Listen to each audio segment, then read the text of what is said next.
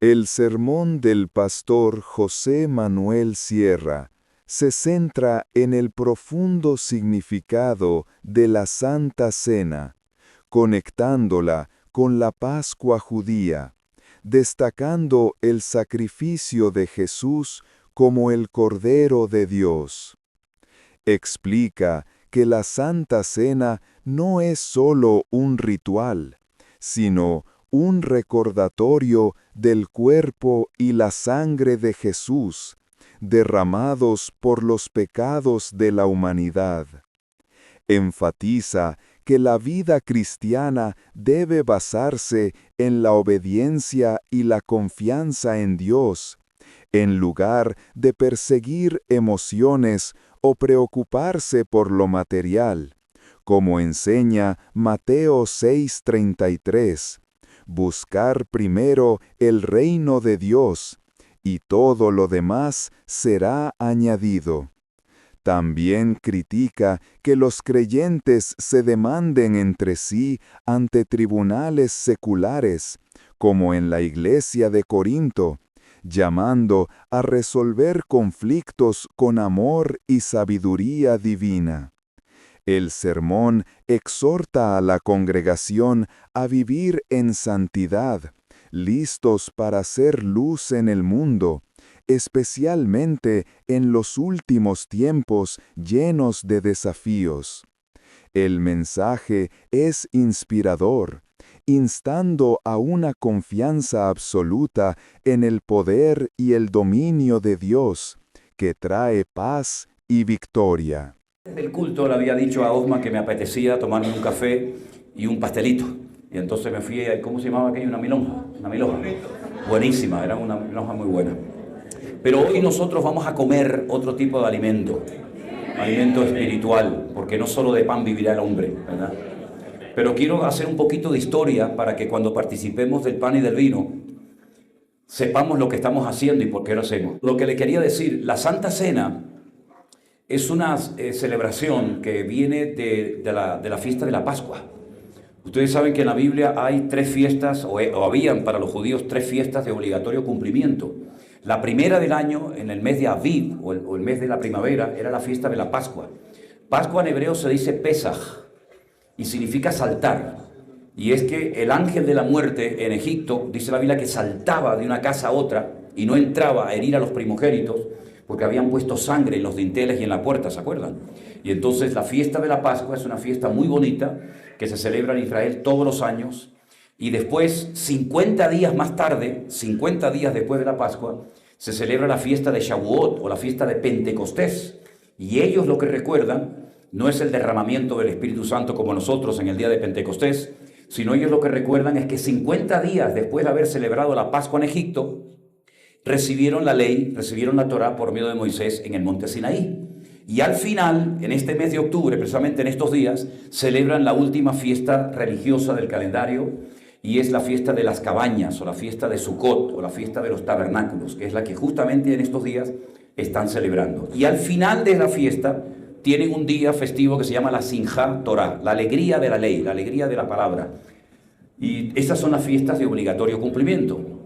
Ahora, el Señor Jesucristo, dice la Biblia, que la noche que fue entregado, previamente celebró la Pascua con sus discípulos, y no la celebró como la vamos a celebrar nosotros, la Santa Cena, en esta mañana, porque nosotros le damos pan y vino a todo el mundo, o pan o zumo de uva a todo el mundo, pero la Pascua era una comida donde todo lo que se comía tenía un carácter simbólico.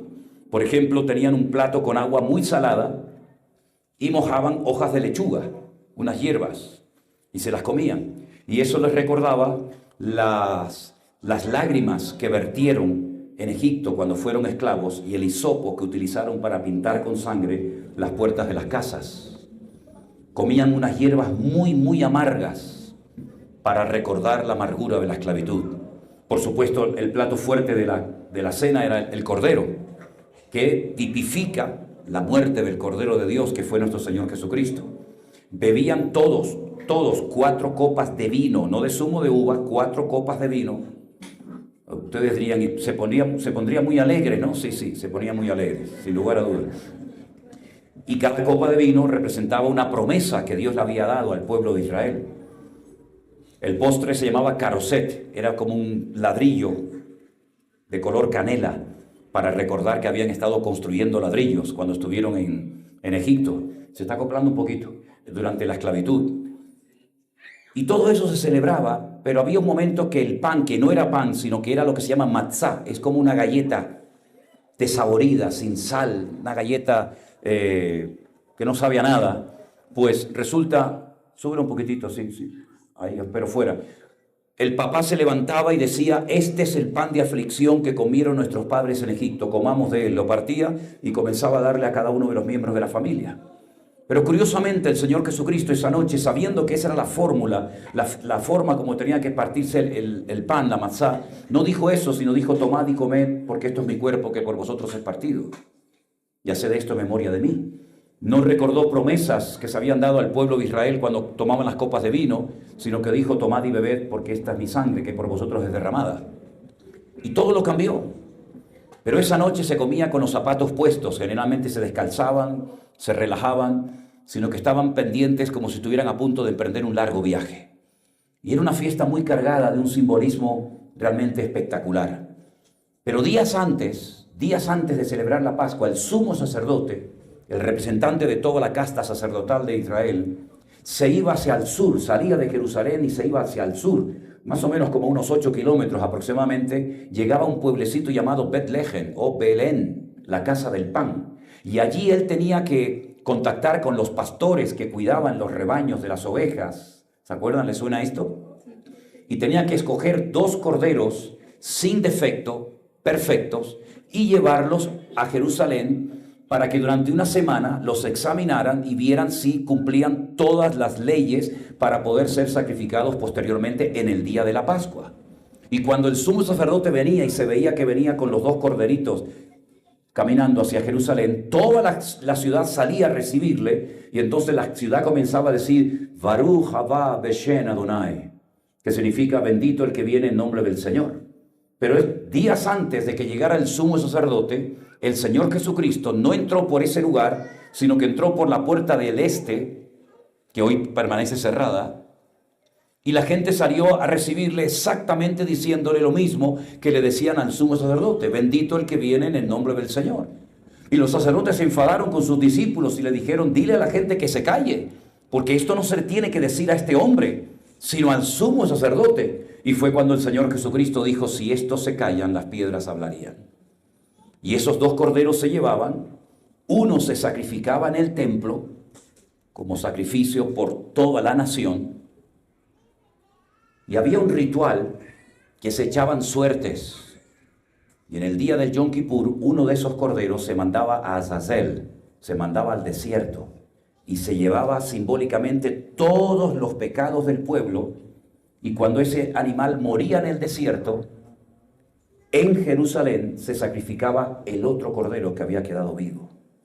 Pero ¿cómo sabían cuándo había muerto en el desierto? No había teléfono, no había WhatsApp, no había redes sociales. ¿Cómo sabían que ya había muerto el animal que cargaba el pecado del pueblo para poder sacrificar al que había quedado vivo en Jerusalén? Bueno, le amarraban un hilo, un trocito de hilo blanco a uno de los cuernos.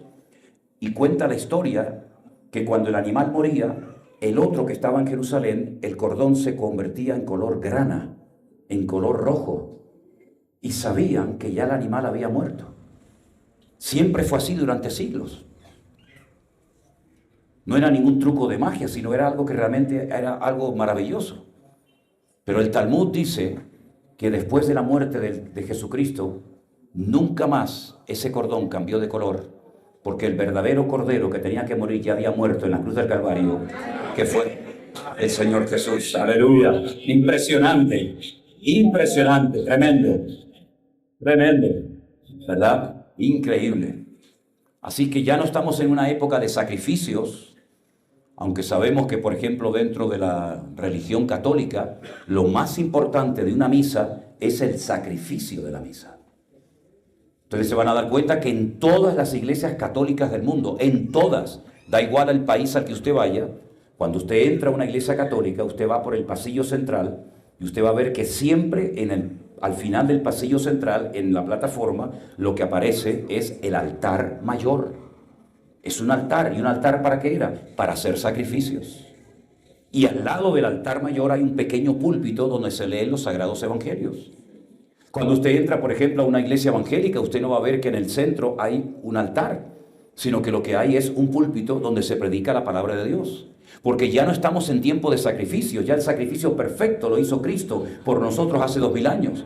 Pero ahora lo que hacemos no son sacrificios, sino la exposición, la predicación del Evangelio a través de la palabra del Señor. Amén, hermanos. Y esto que vamos a celebrar en esta mañana es muy importante porque nos recuerdan varias cosas. Nos recuerdan cosas del pasado y nos recuerdan cosas que van a suceder en el futuro. Nos recuerda que Él murió por nosotros conforme a las Escrituras. Nos recuerda que Él resucitó al tercer día. Todo eso forma parte del pasado. Pero Él dijo, y lo vamos a leer después, haced esto hasta que yo venga. Por lo tanto, hay una parte, hay un aspecto de la Santa Cena que aún no se ha cumplido y es el retorno del Señor Jesucristo. Y dice la Biblia que volveremos a participar del pan y del vino cuando estemos todos juntos por la eternidad en la presencia del Señor. Ahora, la iglesia de Corinto tenía muchos problemas, después en el mensaje hablaremos de ellos, pero uno de los problemas que tenían es que participaban indignamente del cuerpo y de la sangre del Señor Jesucristo. Y por eso Pablo dice, ¿saben por qué hay tanta gente enferma en la iglesia? Les decía Pablo. ¿Saben por qué hay tanta gente débil? ¿Y saben por qué incluso algunos han muerto? Porque habéis participado indignamente del cuerpo y de la sangre del Señor Jesucristo. Por lo tanto, él lo que decía es, probaos, examinaos a vosotros mismos para que no comáis para juicio, sino para vida y para bendición. Y este es un momento muy importante porque es el momento en el que tenemos que hacer un autoexamen de nosotros mismos y preguntarnos cómo estamos realmente delante de la presencia del Señor. Podemos fingir, podemos aparentar, podemos mentir incluso los unos a los otros, pero el Señor sabe realmente cómo está tu corazón en esta mañana. Por eso, si usted va a participar del pan y del vino, no es que tengamos que ser perfectos, si no, no podría participar ninguno, evidentemente. Pero la pregunta es, ¿cómo está tu comunión y tu relación con el Señor? ¿Está usted alineado con el Señor y con su palabra o está llevando una doble vida? Porque hay gente que en la iglesia es una cosa y fuera de la iglesia es otra persona completamente diferente. Hay gente que te presenta a su esposa y no es su esposa, es su querida, su amiga. Está conviviendo con ella o conviviendo con él, pero ya han normalizado su pecado, su desorden y ya no le dan importancia. Pero sí le da importancia la palabra de Dios. Tú tienes que ponerte en orden en todos los aspectos de tu vida, en tu relación horizontal y en tu relación vertical. De hecho, la cruz es lo que nos enseña, ¿no? Que hay una relación con los seres humanos, con las personas, con los hijos, con los hermanos, etc. Pero también hay una relación con el Señor y a veces le damos demasiado énfasis a nuestra relación con el Señor y nos olvidamos que el que tenemos al lado es nuestro hermano y con el cual hace años que no me hablo o que no tengo ninguna relación con él. Por lo tanto, este es un momento muy importante para probarnos, para examinarnos si verdaderamente estamos viviendo una vida comprometida, santa y ordenada delante del Señor o somos simplemente unos hipócritas y personas que se acostumbran a vivir y a cantar una serie de canciones, pero que a la hora de la verdad su vida privada es un auténtico desastre. El Señor lo sabe todo. ¿Cuántos dicen amén? Así que en esta mañana cerremos nuestros ojos un instante y pídale al Señor que le ilumine y que le muestre en qué área de su vida usted urgentemente necesita un cambio. Tal vez es en su relación con su pareja, con su esposo, su marido, con sus hijos. Pregúntese en esta mañana si verdaderamente usted está poniendo en práctica la palabra o es un oidor olvidadizo, un religioso más, un fariseo que siempre lo ha sabido y siempre lo sabrá. Participemos dignamente del cuerpo y de la sangre del Señor en esta mañana, amados hermanos. No hagamos las cosas por rutina, por monotonía, por religiosidad. Un poquito más bajo. Hagamos las cosas decentemente y con orden, como dice la palabra. Los hermanos que van a estar repartiendo el pan y el vino ya se van a estar preparando, pero queremos orar juntos al Señor en este momento y pedirte, Padre Santo, Padre bueno, Dios todopoderoso y misericordioso. ¿Perdón? No le oigo. Gloria a Dios, gloria a Dios. Te damos gracias, Señor, porque nada pasa por casualidad. Todo está bajo el control de Dios. y estamos preparados para cualquier cosa que tú permitas que suceda, Señor. Qué maravilloso, Señor, estar en este lugar, alabando el nombre todopoderoso de nuestro Dios. Pase lo que pase o venga lo que venga. Amado mío, gracias, porque todo viene de ti, Señor. A ti la gloria, a ti la honra, y que este pan y este vino traiga sanidad a los enfermos. Que hoy haya milagros, señales y prodigios en este lugar. Que en el nombre de Jesús, personas con cáncer, personas enfermas, personas con depresiones y ataduras espirituales ahora sean libres en el nombre de Jesús de Nazaret. Que se rompan cadenas, que se sanen los enfermos, que los demonios dejen de molestar a las personas, Señor. Y que en el día de hoy haya victoria, haya poder, haya gloria, haya bendición, Señor. Porque tú venciste al diablo, a los demonios. Él está vencido. Nosotros iremos de gloria en gloria, de victoria en victoria y de bendición en bendición. Y en el nombre de Jesús, Señor, gracias por tu presencia en este lugar. Porque a veces cuando la iglesia oraba, también los lugares temblaban. Y hoy tiembla por el poder de Dios. ¡Aleluya!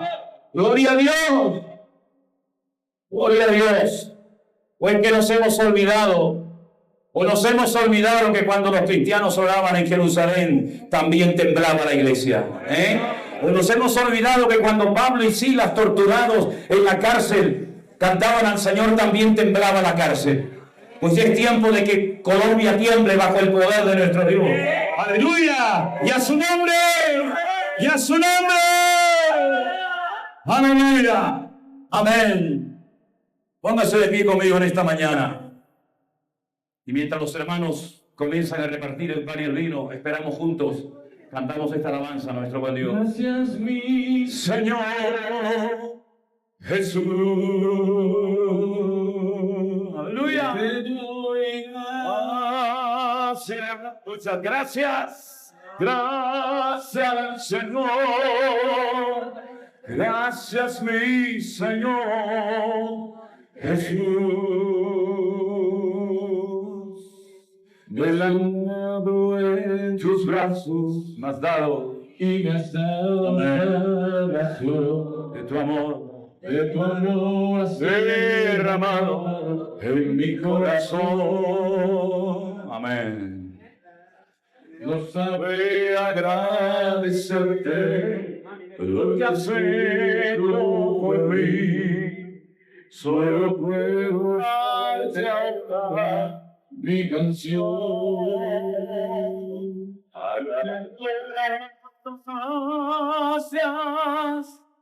Gracias, Señor. Gracias, mi Señor Jesús.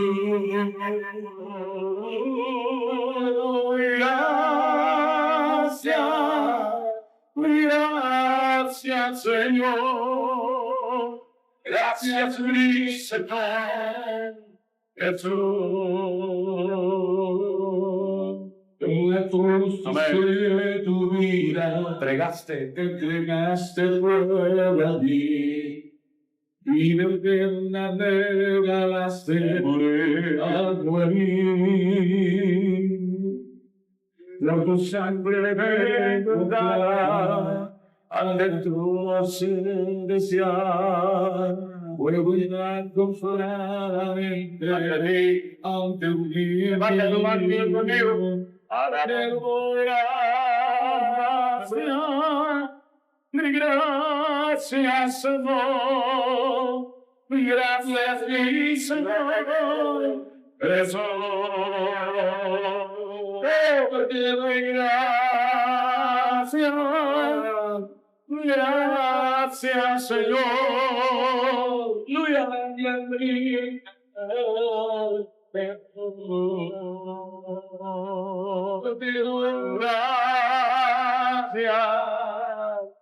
Gracias, Señor.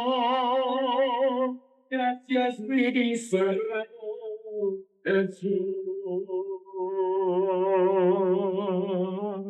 Amén. Amén. Aleluya. Es una santa cena inolvidable hoy, Inolvidable. Yo es que no les entendía cuando me estaban hablando. Pensé que había dicho algo incorrecto. Ya tengo. Pensé que había dicho algo y yo digo, no, ¿qué me está pasando? ¿Se movió de verdad? ¿Tú sentiste? Yo no sentí nada. De verdad. ¿Eh? Yo no sentí nada, de verdad les digo. Bueno, seguimos. ¿Están todos servidos en esta mañana?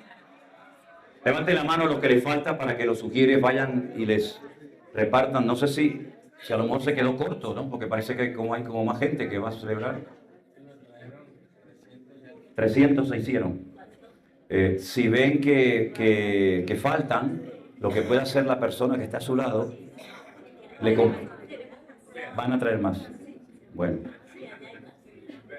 Hay iglesias que se comparte la copa para todo el mundo. No es aquí. Yo les conté lo que me pasó, ¿no? Qué ridículo, Dios mío, qué ridículo. Pero estaba rico, ¿eh? Fui a una iglesia a predicar en Galicia, me senté ahí. No, a mí no me gusta sentarme nunca delante. Yo quiero que la gente ni sepa que estoy allí. Pero bueno, venga para acá. Me sentaron ahí en la primera fila y era el momento del pan y el vino. Y entonces se me acercó el ujier con un copón, hermano, pero una copa enorme. Y entonces me la da así. Y yo digo, qué grande la copa, ¿no? Pero como yo me adapto a donde voy, pues yo cogí la copa y hago... Y el ujier se quedó blanco con el papel. En ese momento sentí aquí en el costado un pinchazo, era un codazo que me dio mi mujer. Y ¡pam! Y le digo, ¿qué hace? ¿Qué pasa? Me dice, la copa era para todos, hermano. Él la va limpiando con un trapito, bebe un sorbito, la limpia, se la da al otro, y yo me la bebí toda, hermano. Ahora ese día prediqué que daba gloria, ¿eh? Bueno, así son las cosas, ¿no? ¿Qué le parece? En la iglesia en la que yo me convertí, el vino era pecado mortal, no se podía, eran americanos y para ellos el vino, eso era, vamos, como, no sé. Entonces, no tenían vino porque no lo usaban, no tenían zumo de uva, se olvidaron y entonces utilizaron como la gelatina, ¿saben lo que es pero líquida? La gelatina es líquida, cuando usted la pone en la nevera se solidifica. Entonces la hermana esta, la americana esta que tenía en fin, hizo la gelatina esa y lo hizo líquido, pero claro, cuando cantamos, alabamos, no sé qué, cuando fuimos a tomar la Santa Cena, todo el mundo ahí metiendo el dedo, bueno, no salía, ¿no? En fin. Uno ha visto de todo un poco en este mundo, ¿no? Hay más hermanos por servir, hay hermanos que faltan. Aquí hay gente que le... Pero usted ya tiene el vino, hermano. Ah, el pan, toma. No, es que yo tengo otro aquí abajo. Toma. No sabía que me habían puesto aquí pan y vino. ¿Ok? Sí, ok. Levante la mano al que le falte algo. ¿A usted también? ¿Pan? ¿Pancito? Mire, allí le falta a la hermana. Eso es. Esa noche que el Señor participó del pan y del vino, que era la fiesta de la Pascua, allí estableció lo que se llama el nuevo pacto, que ya había sido profetizado por Jeremías en el Antiguo Testamento, que Él haría un pacto y escribiría su palabra no en piedra, sino en corazones, y pondría su espíritu en nosotros, y ese pacto ya se ha cumplido, gracias a Dios. Pues dice la palabra del Señor, yo recibí del Señor lo que también les he enseñado, que el Señor Jesús, la noche que fue entregado, tomó pan y habiendo dado gracias, lo partió y dijo, tomad y comed, esto es mi cuerpo, que por vosotros es partido, haced esto en memoria de mí. Participamos juntos, hermanos, del pan en esta mañana. Aleluya.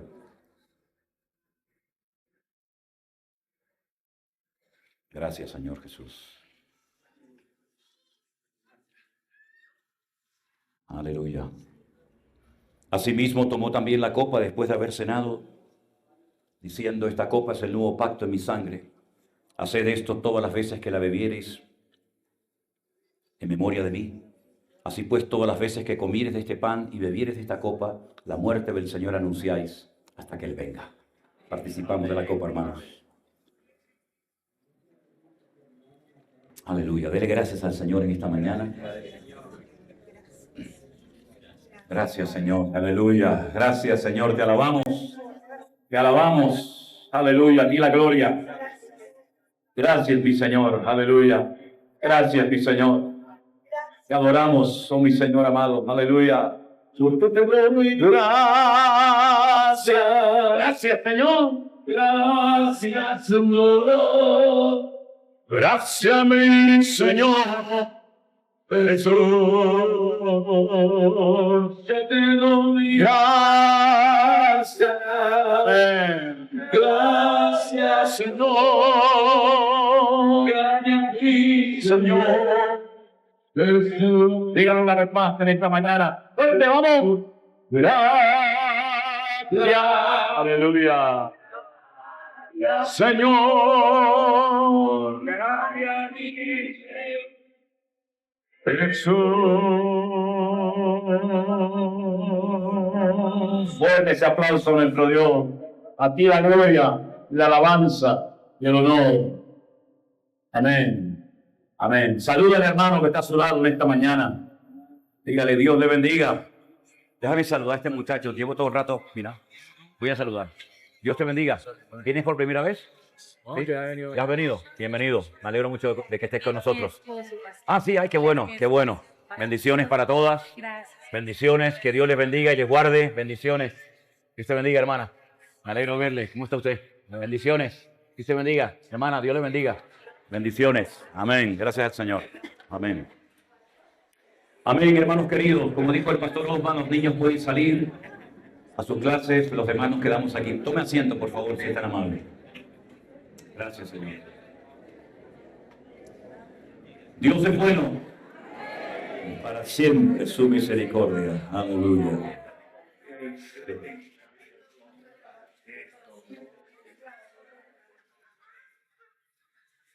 Es muy importante también y animo a las maestras y maestros de las clases de los niños que se tomen en serio su función, su papel dentro de la iglesia, porque preparar a las próximas generaciones es algo muy, muy importante, y más en estos tiempos en los que estamos viviendo.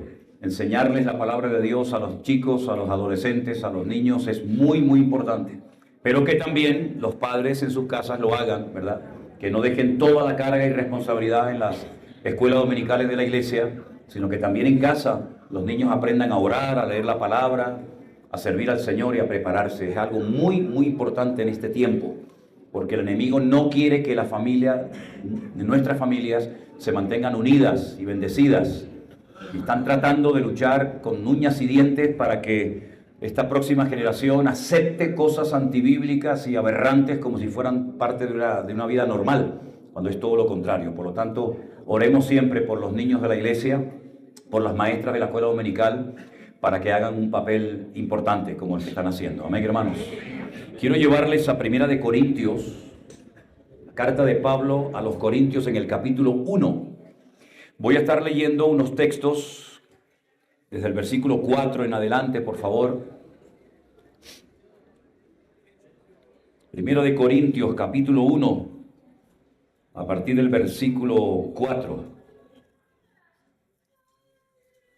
La palabra del Señor dice así: Gracias doy a mi Dios siempre por vosotros, por la gracia de Dios que os fue manifestada o fue dada en Cristo Jesús.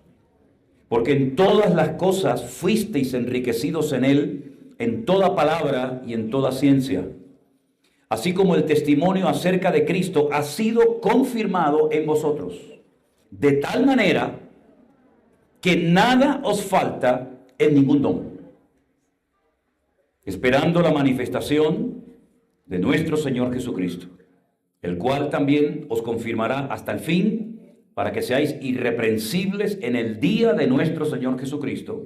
Fiel es Dios, por el cual fuisteis llamados a la comunión con su Hijo Jesucristo, nuestro Señor. ¿Cuántos dicen amén? Amén. En esta ciudad de Corinto, el apóstol Pablo permaneció un año entero. Él venía de Atenas, por decirlo de alguna manera, entre comillas, de una especie de fracaso ministerial, porque fue el único lugar donde el libro de los Hechos relata que Pablo estuvo y no estableció una iglesia. En Grecia, concretamente en Atenas, capital.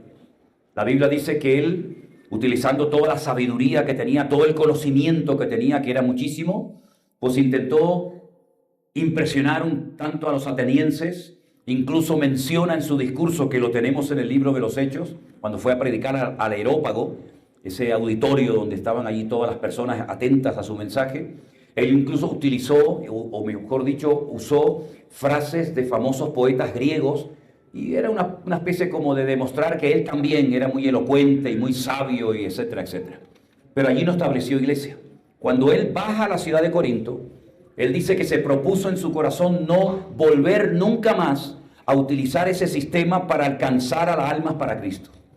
Dice, porque yo no quiero, primero, ni impresionar a nadie, ni quiero que nadie quede impactado por mi sabiduría o por mi sapiencia, sino que me limité a predicar de Cristo crucificado y resucitado, para que vuestra fe no esté fundada en la sabiduría humana, sino en el poder de Dios. Y entonces en Corinto él se da cuenta que no es con palabras persuasivas de humana sabiduría que la gente llega al conocimiento de la verdad, sino cuando el Espíritu Santo toma una palabra predicada que toca un corazón, ablanda una vida, y esa persona es transformada por el poder de Dios y no por la elocuencia de nadie. Y él permanece en esa ciudad un año. Era una ciudad cosmopolita, una ciudad importante, una ciudad muy grande, y una ciudad donde venían comerciantes de todas partes del mundo conocido a vender y a comprar productos.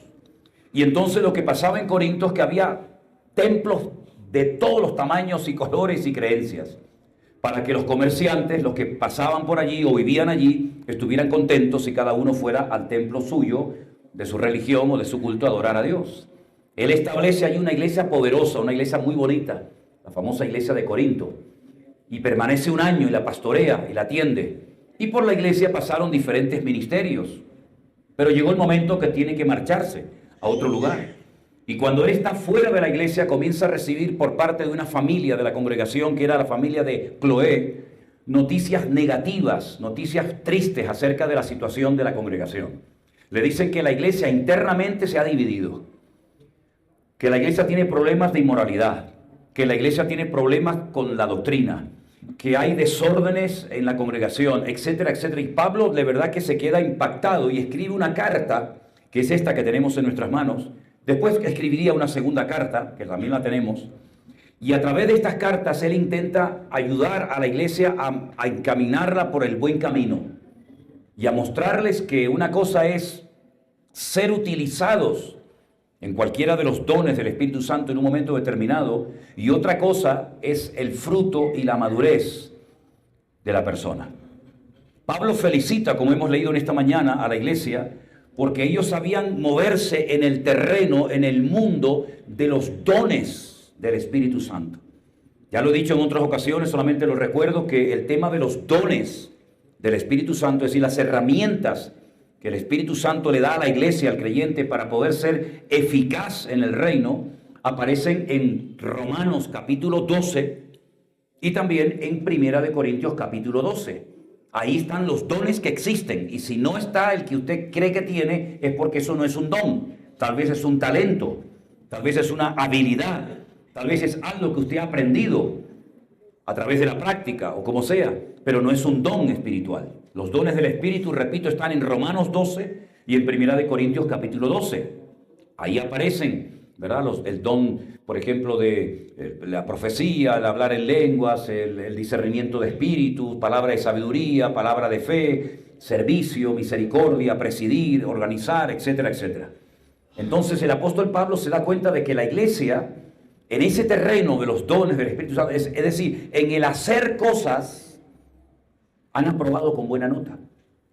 Pero luego, a la hora del comportamiento, del testimonio y de la conducta, son un auténtico desastre. Y el mismo apóstol que en el capítulo 1 los felicita, en el capítulo 3 les dice: de manera que yo, hermanos, versículo 1, no pude hablaros como a espirituales, sino como a carnales, como a niños en Cristo. Os di a beber leche y no vianda, es decir, alimento sólido, porque aún no erais capaces, ni sois capaces todavía, porque aún sois carnales, pues habiendo entre vosotros celos, contiendas y disensiones, ¿no sois carnales y andáis como los hombres? Porque diciendo el uno, yo ciertamente soy de Pablo, y el otro, yo soy de Apolos, ¿no sois carnales? ¿Qué pues es Pablo y qué es Apolos? servidores por medio de los cuales habéis creído, y eso según lo que a cada uno concedió el Señor. Yo planté, Apolos regó, pero el crecimiento lo ha dado Dios. Así que ni el que planta es algo, ni el que riega, sino Dios que da el crecimiento. Y el que planta y el que riega son una misma cosa, aunque cada uno recibirá su recompensa conforme a su labor. Porque nosotros somos colaboradores de Dios. Vosotros sois labranza de Dios, edificio de Dios, conforme a la gracia que Dios me ha dado o me ha sido dada. Yo como perito arquitecto puse el fundamento y otro edifica encima, pero cada uno mire cómo sobreedifica, porque nadie puede poner otro fundamento que el que está puesto, el cual es Jesucristo.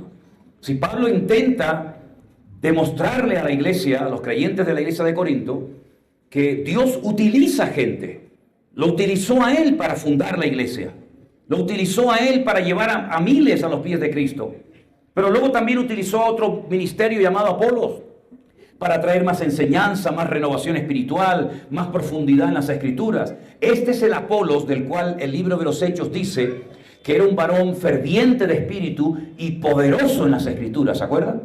Dice que le estaba predicando un día y había allí un matrimonio que lo escuchó, Priscila y Aquila, y dice que después de terminar el mensaje lo llaman aparte y dice que le expusieron más ampliamente el Evangelio. Porque si bien es cierto que tenía mucho conocimiento de las Escrituras y tenía mucho deseo de servir al Señor, era un mensaje muy repetitivo. Dice que solamente hablaba del bautismo de Juan el Bautista se refirió, ¿verdad? Entonces él acepta la corrección, él amplía su mensaje, y entonces es cuando Pablo se atreve a pedirle que vaya a la iglesia de Corinto y a otras localidades a predicar la palabra, porque fue un instrumento muy poderoso en las manos del Señor en aquella época. Y la gente se quedó prendida con Apolos. El ministerio de Pablo era diferente, su forma de exponer el evangelio era distinta. Entonces la gente comenzó a hacer esas comparaciones odiosas y comenzó a decir, bueno, a mí me gusta más cómo predica Pablo. Ah, no, de eso nada. A mí me gusta más cómo era Pablo, porque Pablo era increíble. Y comenzaron ahí esas luchas y peleas dentro de la iglesia, y eso no es de Dios, hermanos. Eso no agrada al corazón de Dios. Pablo dice, ¿quién soy yo y quién es Apolo? Somos simplemente colaboradores de Dios. Todo esto no lo ha producido ni él, ni yo, ni el otro, ni el otro. Todo esto lo ha producido el Espíritu de Dios, el poder de nuestro Dios. El fundamento es el Señor Jesucristo. Yo vine y planté y la obra creció y se estableció, pero esto hay que cultivarlo, hay que ayudarle a los hermanos a crecer, y se fue Apolo, pero en definitiva el organizador, el autor de toda esta maravilla, no es ni él ni yo, es el Señor Jesucristo, el fundamento de nuestras vidas. Amén, hermanos. Pero no solamente tenían este problema de divisiones internas, de grupitos entre ellos, sino que además habían caído también en el error de la inmoralidad. La Biblia dice que había un pecado que lo estaban cometiendo en la iglesia, que ni siquiera en la calle lo conocían o lo habían practicado. Y entonces Pablo es cuando tiene que intervenir como el apóstol, como el fundador de la obra, y tiene que decir a la iglesia, a esa persona que se empecina en pecar y en cometer ese acto de inmoralidad, lo que tienen que hacer es expulsarlo de la iglesia un tiempo para que recapacite, para que piense lo que está haciendo, que está tirando por tierra todo el testimonio de la obra, y cuando se arrepienta, lo volvemos a admitir. Pero mientras tanto, entréguenselo a Satanás. Y la Biblia dice que este hombre recapacitó, le pasó así como el hijo pródigo, ¿no? Volvió en sí, pidió perdón, y entonces Pablo escribe una segunda carta y le dice a la iglesia, le pide a la congregación, admítanlo, vuélvanlo a admitir para que no sea consumido en demasiada tristeza, dice la Biblia. Y Pablo empieza a explicar que hay una tristeza que mata, una tristeza que te lleva a la locura, a la depresión, al desánimo, una tristeza que viene de parte del diablo, del infierno, para amargarte la vida. Pero luego hay una tristeza que la manda Dios para arrepentimiento. Es el dolor, cuando te compunges en tu corazón por haber pecado contra el Señor, por haber hecho algo contrario a Él. Y dice que esa tristeza te lleva al arrepentimiento, y el arrepentimiento te lleva a la restauración espiritual, ¿verdad? Y es que a veces predicamos el Evangelio para que las almas se conviertan, pero luego también hay gente que necesita dentro de la iglesia ser restaurada, sanada de viejas heridas, de malos recuerdos, de cosas que les amargaron y le condicionaron la vida. Y siempre pongo un ejemplo que para mí es muy gráfico para entender esto. Y es cuando el Señor Jesucristo se aparece en el cementerio donde su amigo Lázaro está muerto hace 4 días. Sus hermanas lo mandaron a llamar, ¿se acuerdan? Decirle al maestro que el que él ama está enfermo, gravemente enfermo. No lo iban a llamar por una tontería, evidentemente. Pero el Señor aparentemente les falló porque llegó 4 días después del llamado. Él había dicho, pedid y recibiréis, llamad y se os abrirá, buscad y hallaréis. Y es lo que ellas hicieron, pidieron, llamaron, buscaron, pero no apareció por ninguna parte. Y por eso cuando aparece el Señor por la casa de Marta y de María, las dos, no solamente Marta, también María, las dos están heridas, están dolidas. Me ha fallado el Señor. Puede ser que en esta mañana haya alguna persona aquí que diga, Dios me falló. Clamé a Él y no me respondió. Llegó tarde. Así estaban Marta y María. Le dicen al maestro, si hubieras estado aquí, mi hermano no estaría muerto. En otras palabras, tú has sido el culpable porque yo hice lo que tú me enseñaste a hacer, pedir, buscar, llamar. Y ahora vienes 4 días tarde cuando ya la materia se ha convertido en líquido, cuando ya el alma, según la costumbre del judaísmo, ha desaparecido y cuando ya es demasiado tarde. ¿Quién va a resucitar después de 4 días muerto? Como si para él fuera algo imposible, ¿no?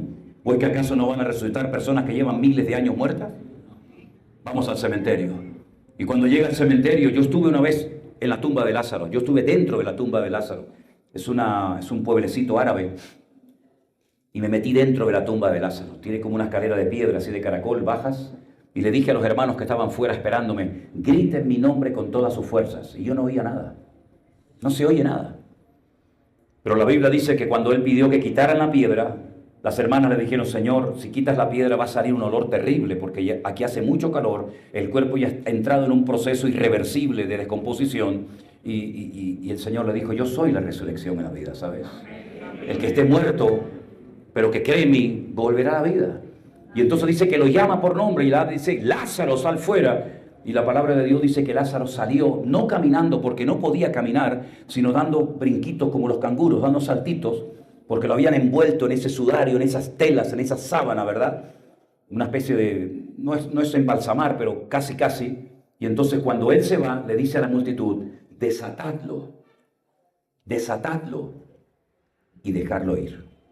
Y esa es la función fundamental de la iglesia, predicar el evangelio de vida, predicar la palabra de Dios, que le da vida a los muertos espiritualmente hablando. Pero luego esas personas que han vuelto a la vida espiritualmente hablando, los que han nacido de nuevo, ¿verdad? Como dice las Sagradas Escrituras, hay que enseñarles a vivir una vida de libertad. Que no tengan que depender nunca más de nada ni de nadie. Y hay gente que tiene que ser desatada del odio, de la venganza, de la ira, de heridas, de malos recuerdos. Y hay gente que han pasado años y todavía te cuentan su tragedia como si le hubiera pasado en el día de ayer, cuando esa persona a lo mejor ya ni existe, pero te marcó tu destino para toda la vida. Y el Señor no solamente ha venido para darnos vida y vida en abundancia, sino ha venido para restaurar nuestras vidas, para enseñarte a perdonar, para enseñarte a superar las heridas del pasado.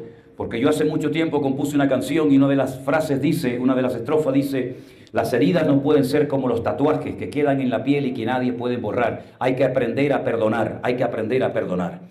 Y el Señor Jesucristo nos da la capacidad de poder hacer lo que humanamente hablando yo nunca haría, porque va en contra de mi personalidad, va en contra de mi carácter, va en contra de mi cultura o de mi enseñanza, pero todo lo podemos en Cristo y podemos perdonar y podemos bendecir y podemos vivir una vida en libertad, porque Cristo es lo que quiere para tu vida.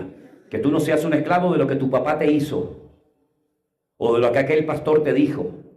O que tú no seas un esclavo de aquella mala enseñanza, sino que tú puedas enseñar tus heridas, pero cicatrizadas y no abiertas, que siguen controlando tu presente y condicionando tu futuro.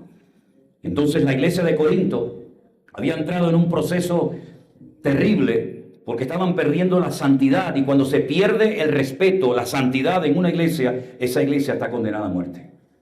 Y no es la primera vez a lo largo de la historia que una iglesia empezó muy bien y terminó muy mal. Quiero decirles que las 7 iglesias del Apocalipsis que se mencionan en el libro del Apocalipsis, Éfeso, Esmirna, Pérgamo, Tiatira, Sardis, Filadelfia, etc., esas iglesias hoy en día no existen. Usted lo lee en el Apocalipsis y a lo mejor puede pensar alguno en algún momento que usted puede ir de viaje a Turquía y visitar la iglesia de los hermanos de Filadelfia, o visitar la congregación de los hermanos de la Odisea o de Esmirna. No existe ninguna, ninguna. Ese lugar es un bastión del Islam hoy en día. Ya no hay esas iglesias. ¿Por qué? Porque no hicieron, no se arrepintieron y no cambiaron de vida, sino que por un oído le entró la palabra y por otro le salió. Y por eso tenemos que ser obedientes a la palabra, porque la obediencia trae cambios y trae bendiciones a nuestra vida. No hay peor desgracia que un cristiano que le cueste obedecer a Dios. Estás alejando la bendición de Dios de tu vida. Yo sé que hay gente, y yo era así, yo era uno de ellos. A mí no me tiene que decir la gente lo que tengo que hacer, yo hago lo que me da la gana, yo ya soy mayorcito. Y esos argumentos, esas expresiones, o la típica de yo soy así, el que me quiera, y el que no. Bueno, pues si tú eres así, habrá un momento en el que tendrás que cambiar. O quieres ser toda la vida un agresivo, un arrogante, un soberbio, un amargado. ¿Quieres ser así? Allá tú. Pero el Señor ha venido para darnos la capacidad de no decir yo soy así, sino que pueda decir yo fui así, pero ahora Cristo vive en mí. Yo fui un ciego, un rebelde, un amargado, pero ahora veo porque el Señor ha quitado las escamas de mis ojos y ahora soy una persona completamente diferente. No porque he cambiado de religión, sino porque he pasado de muerte a vida y mayor es el que está en mí que el que viene contra mí. ¿Cuántos dicen amén? Bendito sea Dios. Aleluya. Así que no hay excusa, ¿eh? No hay excusa. Yo sé que hay gente que siempre busca un culpable, siempre. No, es que el pastor no me entiende, el pastor no me llama, el pastor no me visita. Entonces, el pastor es el culpable de que tú seas así, ¿no? O Dios, o el diablo, o mi padre, o mi madre, o la iglesia. Sí, es muy fácil proyectar en los demás. Es increíble ver cómo cuando Job estaba siendo probado por el Señor, y hay un momento en el que comienza como a presentar argumentos, como diciendo, oye, ¿por qué me pasa a mí esto? Y comienza como un poquito, entre comillas, a quejarse delante del Señor. Y el Señor lo escucha. Y al final le dice el Señor, nuestro Dios, a Job, ¿me vas a condenar a mí para justificarte tú?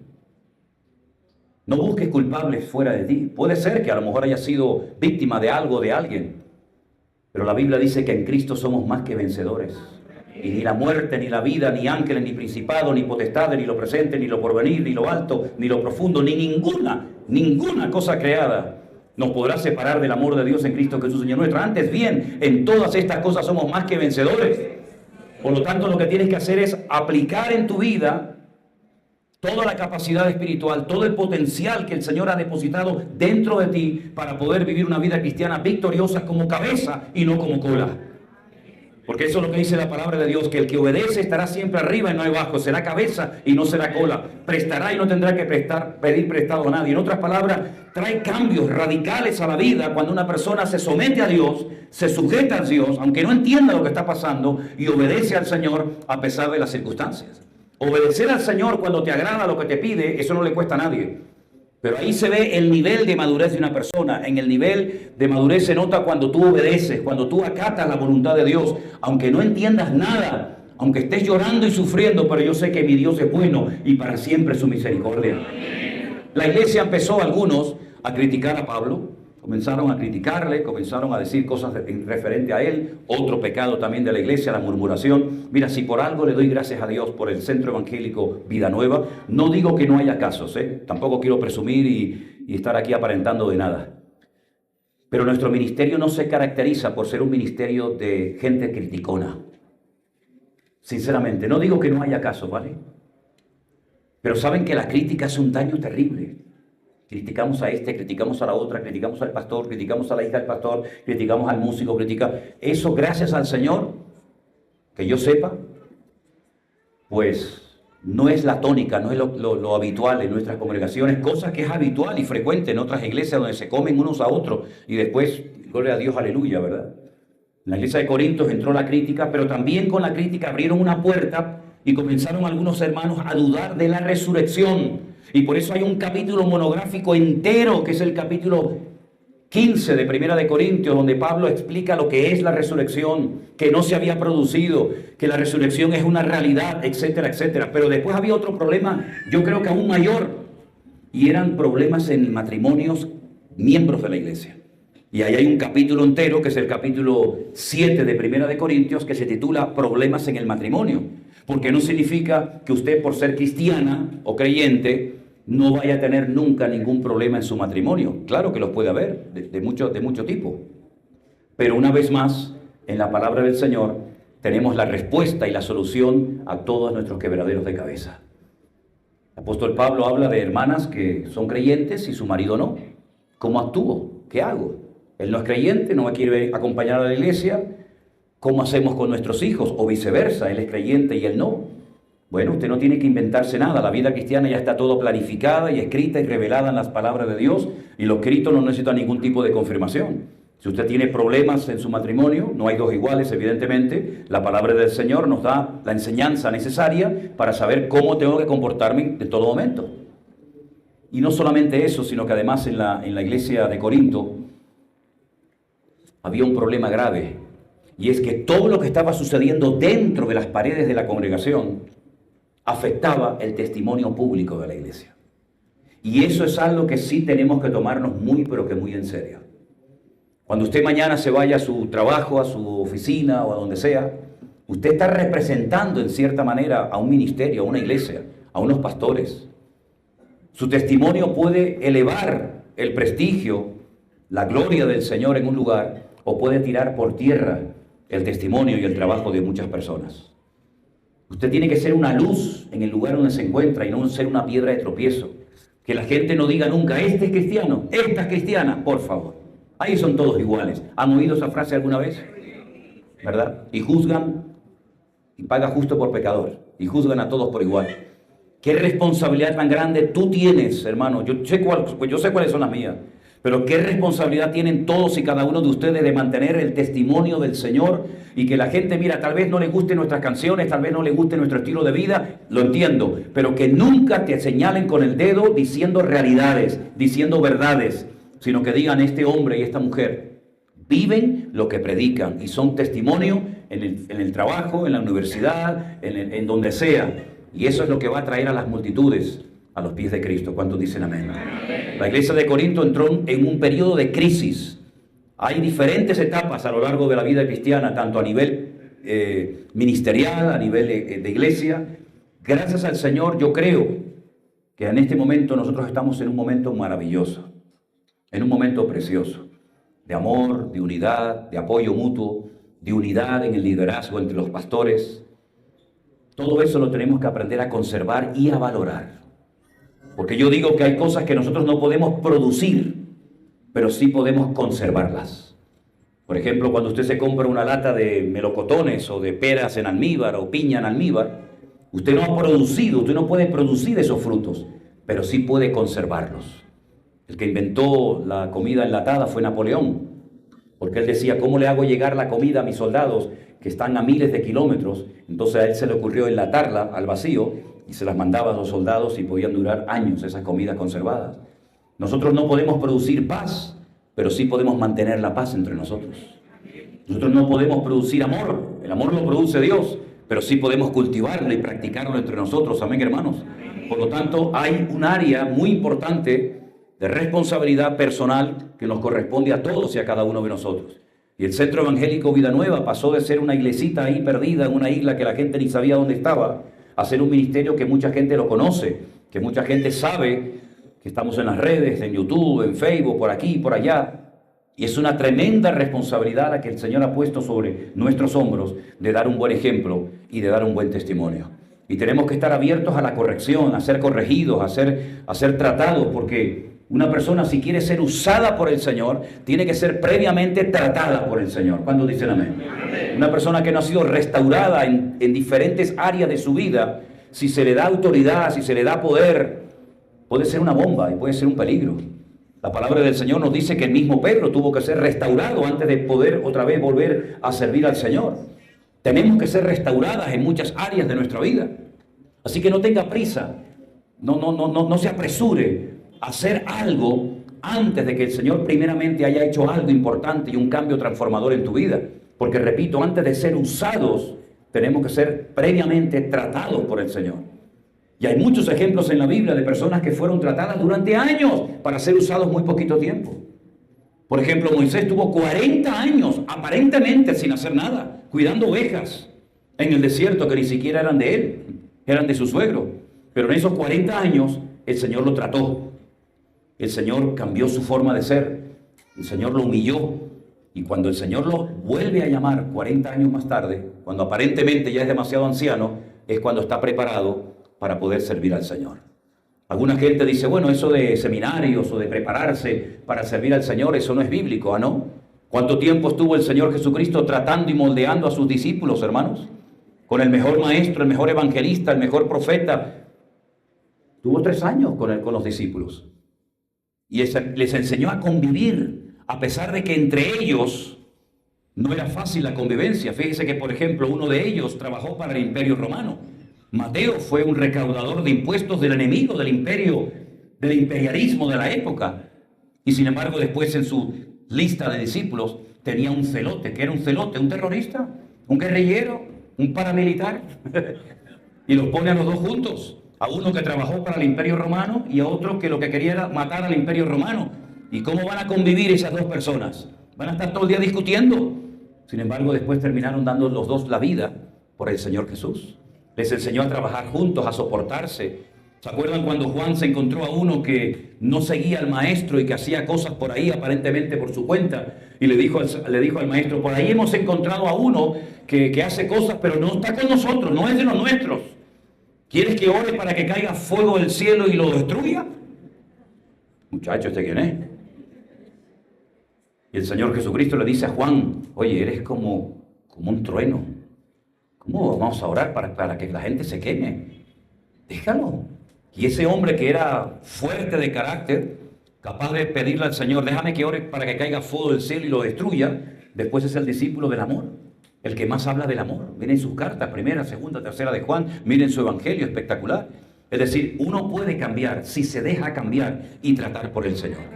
Lo peor que puede ocurrir, y lo he visto lamentablemente muchas veces, es cuando Dios está tratando a una persona, Dios está tratando a una familia, Dios está tratando una vida y abortas el proceso de Dios. Te vas, porque aquí no te aman, porque aquí no te entienden, te vas a otro lugar pensando que en otro lugar tu problema no va a aflorar con el paso del tiempo y vuelve otra vez a florecer, porque vayas a donde vayas, tú serás el mismo en todas partes. A veces queremos cambiar todo lo externo a nosotros en vez de cambiar nosotros y cambiar lo externo, ¿verdad? Así que Dios nos tiene que tratar y nos ha tratado. Y lo va a seguir haciendo, porque las pruebas que Dios mande a nuestra vida, Dios no tiene que pedirnos permiso para mandarlas. Amén, hermanos. Están pensadas, están planificadas perfectamente, diseñadas específicamente para cada uno de nosotros. Y las pruebas que el Señor mande a nuestra vida para crecer, para madurar, para hacernos hombres y mujeres de Dios, son proporcionales a nuestro nivel de fe. Es decir, el Señor no se va a equivocar mandándote una prueba que era para otro hermano o para otra hermana. Las pruebas siempre van a venir para tu beneficio, para tu desarrollo, para tu crecimiento espiritual. Dale gracias al Señor. Y como dice la Biblia en Santiago, tened por sumo gozo cuando os halléis en diversas pruebas, sabiendo que la prueba de vuestra fe produce paciencia. Es decir, que cuando Dios te está tratando en la economía, tal vez es porque necesites ser más organizado en lo económico. Y vamos a llegar a un punto en nuestra vida en la que vamos a tener que aprender a vivir cada vez con menos y no cada vez con más, como algunos quieren. Porque vivir cada vez con más es fácil, ¿no? Pero lo difícil es aprender a vivir cada vez con menos. Pero ahí es donde va a estar la bendición de Dios. Tal vez Dios tiene que probarte en ese impulso que siempre tienes, que parece que todo lo que sientes y todo lo que quieres como niño caprichoso lo tienes que tener al momento, y si no te enfada, y Dios te tiene que decir, tranquilo. Tranquilo, no corres, tranquilo. Dios sabe dónde tiene que probarnos a cada uno de nosotros. Hay padres que adoran casi a sus hijos, más que amarlos, los adoran y los entronizan, y parece que sus hijos son como intocables. Y es interesante notar cómo el Señor le dijo a Abraham, sacrifícame a tu hijo. ¿Cómo? A tu hijo me lo sacrificas, para que yo sea lo primero en tu vida y no el niño. Porque hay padres y madres que al niño y a la niña no se les puede decir nada porque se enfadan. Y lo primero en la familia tiene que ser el Señor. Es decir, que todas las pruebas que Dios mande a nuestra vida van a ser siempre para corregirnos para bien. Las tentaciones son los juguetes, las ofertas del diablo para apartarnos del Señor. Pero las pruebas nos van a acercar al Señor. Y nunca nadie con una buena actitud ha salido distorsionado, ha salido herido, peor de una prueba. Al contrario, y si quieren ver el ejemplo máximo de una persona probada, miren la vida de Job.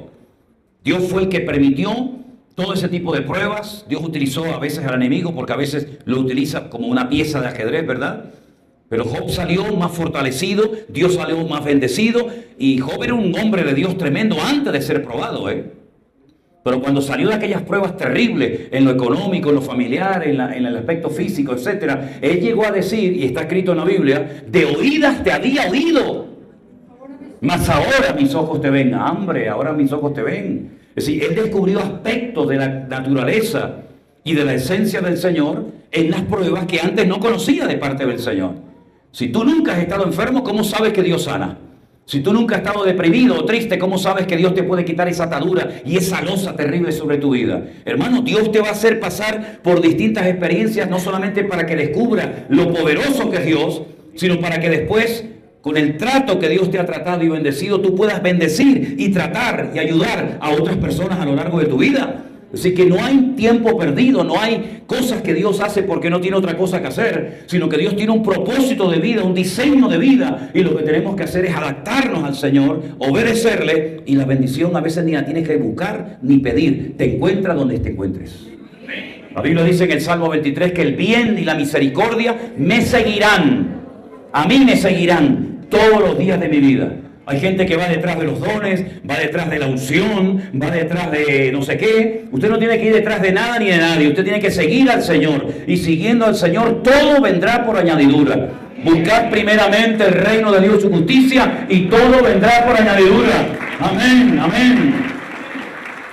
No se complique la vida, hermano. Los gentiles, los inconversos son los que siempre viven preocupados. ¿Y qué como? ¿Y qué vivo? ¿Y cómo pago esto? ¿Y cómo pago aquello? Dejen que ellos vivan como quieran. Nosotros vivimos en paz, dormimos en paz, porque sabemos en quién hemos creído. Y mirad las aves del cielo. Aquí tenéis un montón, Mirad las aves del cielo. ¿De qué trabajan estos bichos? No hacen nada. Pero nuestro Padre Celestial las alimenta. ¿No nos va a alimentar a nosotros el Señor, o es que valemos menos que un pajarito? Ese es nuestro Dios. La tranquilidad con la que uno vive de saber que el Señor está conmigo. Oye, que se movió el suelo. Pues gloria a Dios. Gloria a Dios. Por algo se habrá movido. Mira, a lo mejor despertó a uno que estaba medio atontado ahí sentado. Vete tú a saber. Y dijo, uy, mi madre, ¿esto qué pasa aquí? Bueno, ya está. Que no se movió, pues ya está, no pasa nada, no se movió. Pero no andamos por emociones, ni por sentimientos, ni por vista. El justo por la fe vivirá. ¿Cuántos dicen amén? Aleluya. Fuertes aplausos a nuestro Dios en esta mañana. Aleluya. Aleluya.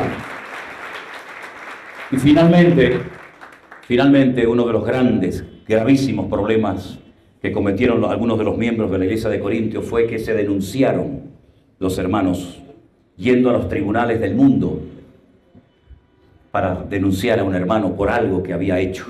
Qué terrible, ¿no? Y Pablo se entera de esto y dice, no hay suficiente sabiduría en la casa de Dios, en la iglesia, para juzgar estos asuntos, que tenemos que ir a los tribunales del mundo para solucionar nuestros problemas internos. Tan bajo hemos caído, hermanos, que tenemos que ir a un abogado, a un fiscal, a un juez, para que arregle el problema que tengo yo con mi hermano. Claro que pueden surgir problemas entre creyentes. Claro que no le vas a caer bien a todo el mundo. Claro que pueden surgir problemas de toda índole. Pero para eso tenemos al Señor. No para recurrir a la gente del mundo para solucionar nuestros problemas, sino que lo ideal sería que los de la calle vinieran a nosotros a pedirnos consejo y no nosotros tener que a ellos a pedirles consejo.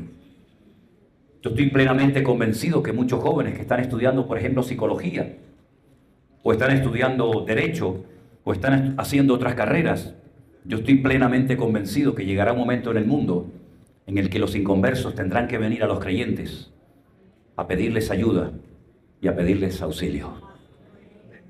Porque la palabra de Dios nos enseña que los últimos tiempos se van a poner tan complicados que la gente no le va a quedar más remedio que pedir ayuda, y entonces ahí tenemos que estar preparados para recibirlos con los brazos abiertos. Y no asustarnos cuando comiencen a entrar gente a nuestra iglesia diferente a nosotros, que huelen mal o que se visten mal. No, al contrario, tenemos que orar para que nuestras iglesias sean un faro de luz,